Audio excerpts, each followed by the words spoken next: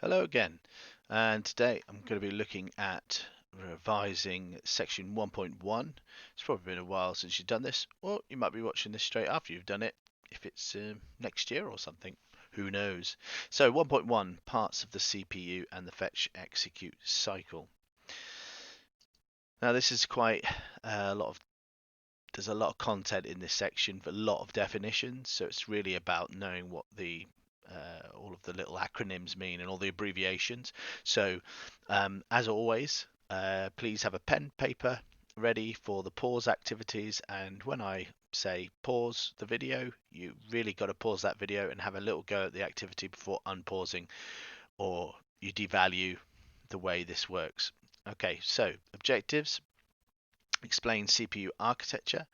Um, that's going to be the parts of the CPU, registers, all of the registers in there, how to boost the performance of the CPU, and the fetch execute cycle. Um,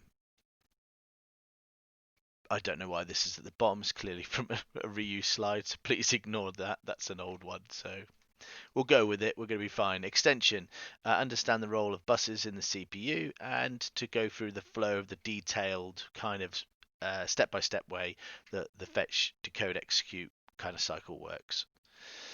Here's a little look at the kind of stuff we need to know.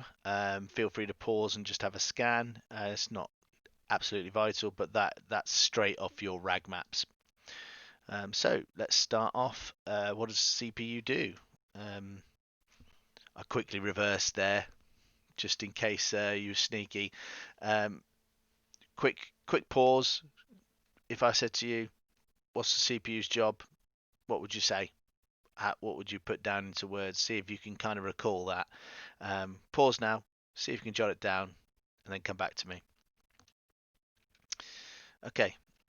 So it's the brain. It processes all the data instructions. Now in the exam, probably best not to write it's the brain. I've put that there really for your benefit to try and so you can understand it. Just say that it processes all the data and all the instructions, and more specifically, if it says what's the purpose of the CPU, say it decodes and executes instructions. That's probably the best thing you can say in an exam situation. We measure them in megahertz, which is to do with the speed rating. So if you had, most of you are going to be running things like a couple of gigahertz, 3 or 4 gigahertz. Well, a gigahertz equates to a billion operations per second, so quite a lot. But that's why they need to be insanely fast to do what they do. So the three main parts. Another revision opportunity for you here. Three main parts of the CPU. Press the pause button. Write down the three parts and see what you know about them. Just jot it all down. And then come back to me once you've jotted down the three parts and what you think they're all doing. Go. And you're back. Um, control unit. That's in control of the overall CPU, the flow of all the information, what's going on inside there. It's like controlling the buses, like the data address buses, just to kind of get the flow of information moving around. Its main job is to decode and execute those instructions. So that's the control unit. You've got the ALU, or the arithmetic logic unit. That's doing all the maths. It's doing the additions, the subtractions. It's making the logic decisions like, is that bigger than that? Is that smaller than that? Is that equal to that? Or things like and or not. They're all the things that it will be doing. And then you've got the cache, which is really, really fast memory that's inside the CPU itself. It's faster than the RAM. The more of you got of it, the better, because you can store more of the instructions into the faster memory. It's very small. It's very fast. That's all you need to know. So, how do we make CPUs better? Again, I invite you to pause, write down the three ways, if you can remember, how to just boost that CPU performance. Pause. And you're back.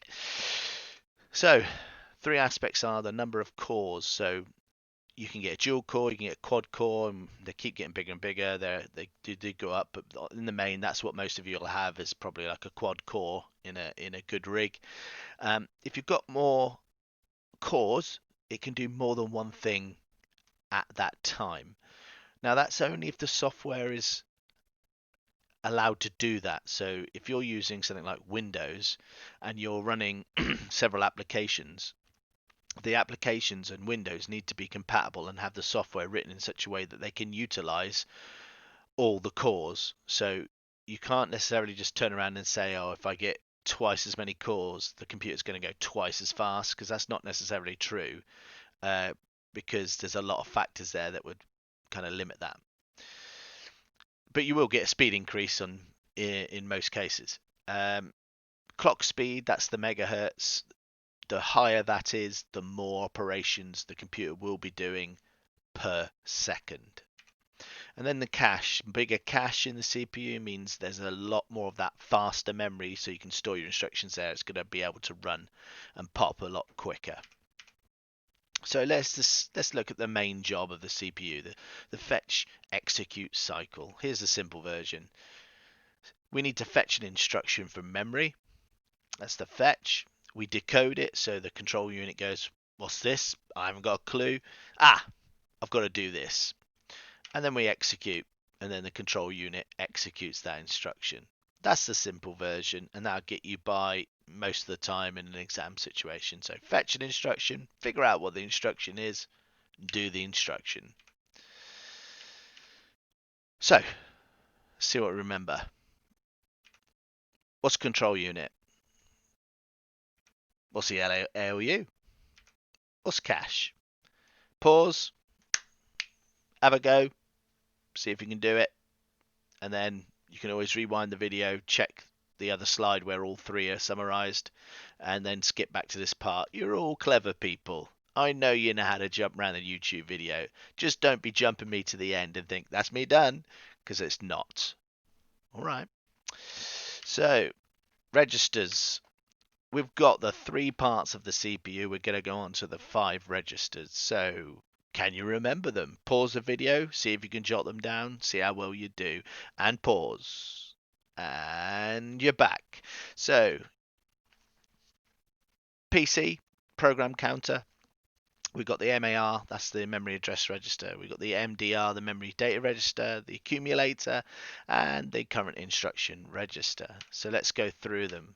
The program counter is responsible for holding the address of the instruction that is being executed now. So it's the one you're on. It's keeping count of where it is in the programs or in the data in the addresses. Okay. I think of the count, from Sesame Street. It's probably a bit old for you guys. You probably don't even know who I'm talking about, but it used to go 1, 2, and would count. Anyway, count, program counter. All right, so that second little chart there kind of shows you what kind of things might be in there with the addresses, and it just goes, I'm on 1, now I'm on 2, now I'm on 3, now I'm on 4. MAR and MDR. So you've got the memory address register and the memory data register, and I name these two people Martin, the traffic cop kind of pointing to things, and Mandrake, the dog that fetches things. Now, this isn't strictly 100% how it works.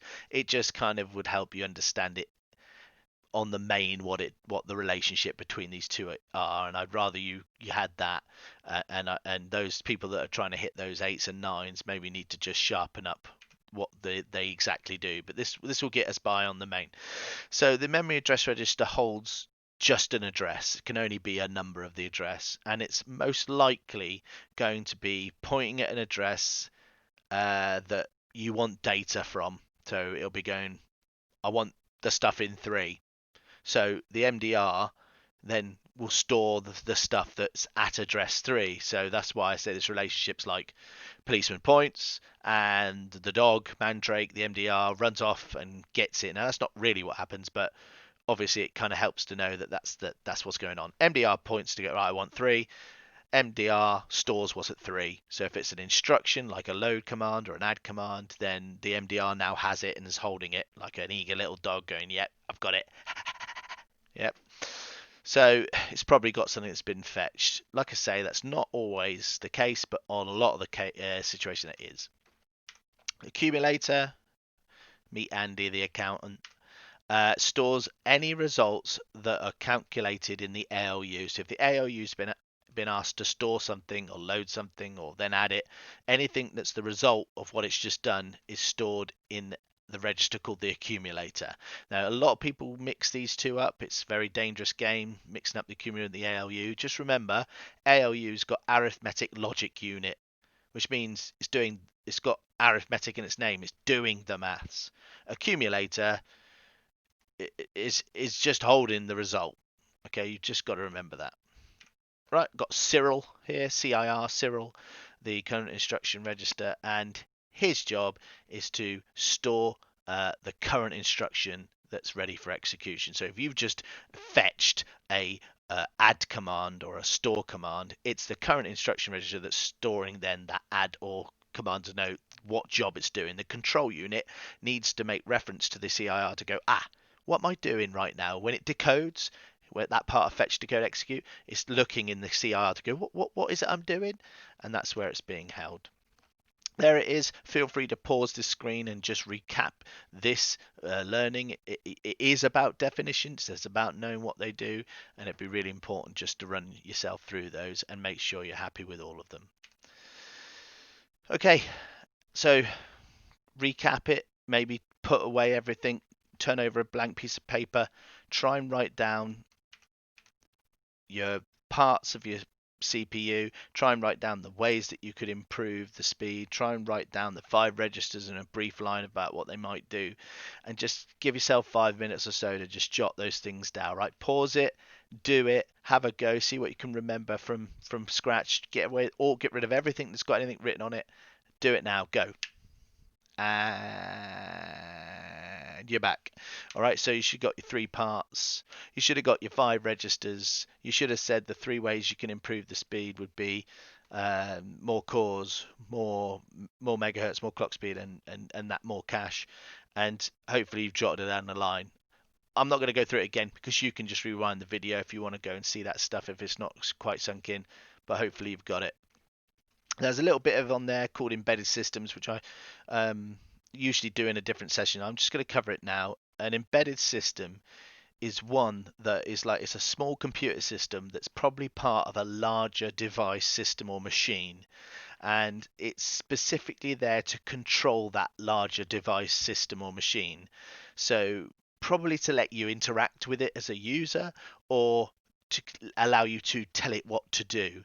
So there's some good examples that I can give you of this in a sec, but just try and think in your heads. Can you think of something that's got a computerized component so that you can interact with it and tell it what to do, and maybe it's got a very specific purpose and only does those kind of things for that device? Have a think about that, right? I want you to jot down as many examples as you can think of as devices that might do specific jobs and have a computerized component. Off you go, pause now, and you're back. Examples of embedded systems. So here's several. Sat nav, washing machines, dishwashers, microwaves, smartwatches, underground control of automated train systems, traffic lights, smart devices with Alexas, all that kind of stuff. I shouldn't say that too loud, should probably set her off. So loads. All right, car. Think of all the systems in a car like computerized elements, which they're specific jobs. What they're not is not a PC, not a personal computer, not a laptop, not a device that does many different things as generic, because that's not specific. It's not specifically doing one thing for that device, like looking after that thing. So that's where you've got to be careful. All right. Think there's so many examples you could give, and a typical exam might ask you to drop some examples. So there's loads. Try and commit a few that resonate with you, all right, to memory. Now, 8-9 students would need to look at the fetch execute probably to a further level. Now, I'm not going to go through this in the video. I'll leave this link here, and you're welcome to pause, or you can just write fetch execute.swf into Google, and that will take you to the same place. There's an animation. I've shown you it before in class when we've done this theory. It's the higher tier stuff. So there's your extension for you. If you know that this has all been really relatively easy, I'd invite you to go and look at that. But if your grade target's something more towards a 4 or a 5, and you think, do you know what, I'm happy with what I've learned today, then don't take it any further. There is no necessity to it. It's quite a high tier thing, but please, if you feel confident and you want to look at it, please do. All right, and it looks like this. This is what it looks like. I'm not going to go through this complicated stuff. I think it's a little bit too heavy for some people, but it's here, and you're welcome. I'll just leave it there so you can pause if you want to have a read through that. So have a pause there if you fancy that. And then here's the complicated version of that. Again, it's only if you fancy it, pause it, have a quick skim through. But I'm not going to spend a lot of time on that right now. So that's CPUs. Head off to the if you know this has been set through Teams, go and look for that quiz and go do the quiz. But until next time, stay safe, stay frosty, enjoy yourselves, take care.